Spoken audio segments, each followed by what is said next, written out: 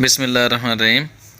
آج میں آپ کو ویلی سمانی کے اندر بہت ہی خوبصورت قسم کی پن چکی جو کہ 150 سال پرانی ہے وہ دکھانے کے لیے جا رہا ہوں، تو آپ نے اس ویڈیو کو آخر تک دیکھنا ہے کہ پن چکی کام کیسے کرتی ہے، اس کو چلایا کیسے جاتا ہے۔ تو دوستو یہ دیکھیں، یہ پانی کو تھوڑا سا بلندی سے نیچے کی طرف گرایا جاتا ہے، جس طرح یہ پانی ایک نالی کے ذریعے اس نالے سے لایا گیا ہے، اور اس کو جب نیچے گرایا جاتا ہے اور اس پانی کی وجہ سے یہ پن چکی چلتی ہے۔ حالانکہ یہ بہت بھاری بھرکم اس کے یہ پڑ ہوتے ہیں، جو یہ پتھر ہیں جس کی وجہ سے پسائی کی جاتی ہے، لیکن یہ اتنا پانی ہی ان کو بآسانی جو ہے اتنا تیزی کے ساتھ گھماتا ہے کہ جس سے مکئی، گندم یا باجرہ وہ آٹے کے اندر تبدیل ہو جاتا ہے۔ اور پن چکی پر پیسا جانے والا آٹا، ایک تو اس کے اندر غذائیت بہت زیادہ ہوتی ہے، دوسرا طاقت جو ہے وہ اسی طرح برقرار رہتی ہے۔ جو لوگ پن چکی سے آٹا پسائی کرواتے ہیں، جب ان سے پوچھا جاتا ہے کہ آپ اتنا دور اپنی گندم یا مکئی یا باجرہ اٹھا کے لے کے جاتے ہیں اور پھر وہاں سے آٹا پسائی کروانے کے بعد جب واپس لے کے آتے ہیں تو یہ اتنا تردد، اتنی تکلیف، اتنی مشکل کیوں آپ اٹھاتے ہیں؟ تو ان کا کہنا یہ ہوتا ہے کہ اس میں آٹے کے اندر زمین آسمان کا فرق ہے۔ آپ یہ دیکھیں کہ کس طریقے سے پانی جو ہے وہ اس کے پروں کو گھما رہا ہے، جس کی وجہ سے یہ پڑ جو ہیں وہ گھوم رہے ہیں۔ تو دوستو، آپ میں سے کسی کا بھی جب پہاڑی علاقوں کے اندر چکر لگے تو لازمی طور پر یہ جو پن چکی ہے، جس کو کئی جگہوں پر کراٹ کہتے ہیں، کئی جگہوں پر اس کو جندر کہا جاتا ہے، کہیں پر کچھ مختلف علاقوں میں اس کے مختلف نام ہیں، تو لازمی طور پہ لوگوں سے اس کے بارے میں پوچھا کریں اور وہاں سے موسم کے لحاظ سے جو بھی چیز پسائی کی جا رہی ہو اس کا آٹا لے کے جایا کریں۔ یہ ان علاقوں کا تحفہ ہوتا ہے۔ اس کی وجہ یہ ہے کہ اس آٹے میں اور ہمارے جو پنجاب کے اندر جو آٹا ہے اس میں فرق کیا ہے کہ جو گندم کا آٹا ہے اس میں سے 10 چیزیں نکالنے کے بعد جو پھک بچ جاتی ہے اس کو یہ ایک بوری کے اندر، توڑے کے اندر بند کر کے اس کے اوپر خالص آٹا لکھ دیتے ہیں، اور وہ ہم دکانوں سے پرچیز کر کے کھاتے ہیں۔ اور جو یہ آٹا ہے، اس آٹے کے اندر سے کوئی بھی چیز نکالی نہیں جاتی ہے۔ اور سب سے اہم بات جو ہے وہ میں آپ کو سمجھانے کی کوشش کرتا ہوں، وہ یہ ہے کہ پنجاب کے اندر ہم کھاد، سپرے، کیمیکل بے شمار استعمال کرتے ہیں، اور ہماری کئی جگہوں پر تو یہ گٹر کا اور گندے نالوں کا پانی زمینوں کو دیا جاتا ہے،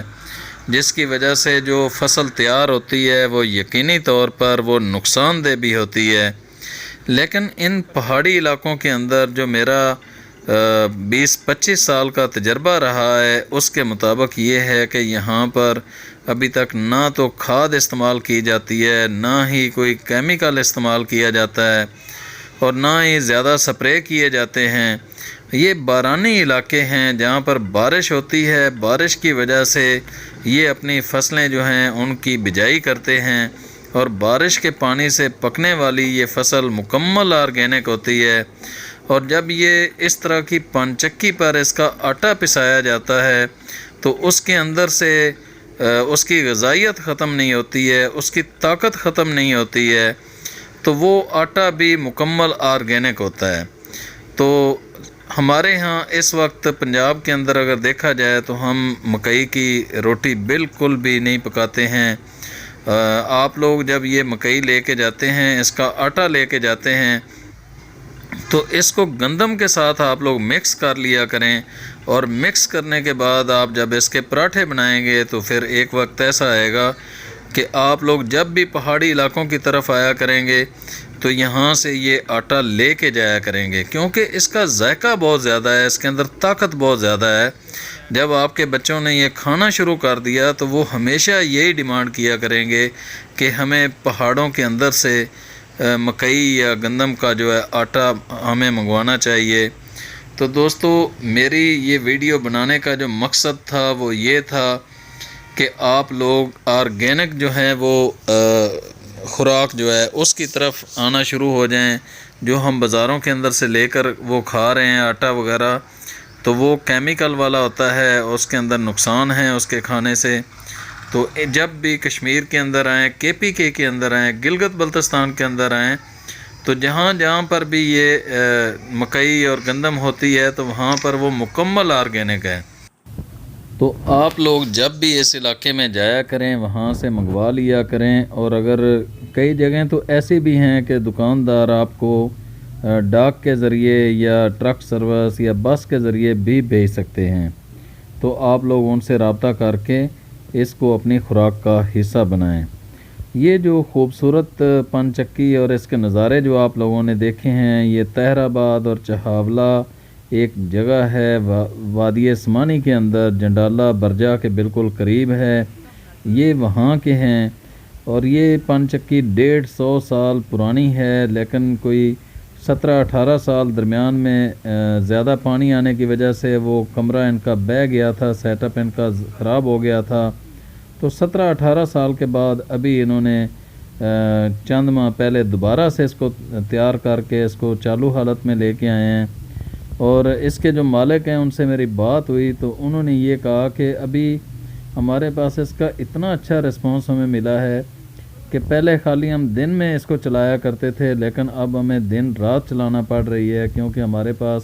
مکئی وغیرہ جو ہے پسائی کرانے کے لیے زیادہ سے زیادہ لوگ جنس اپنی لے کے آ رہے ہیں،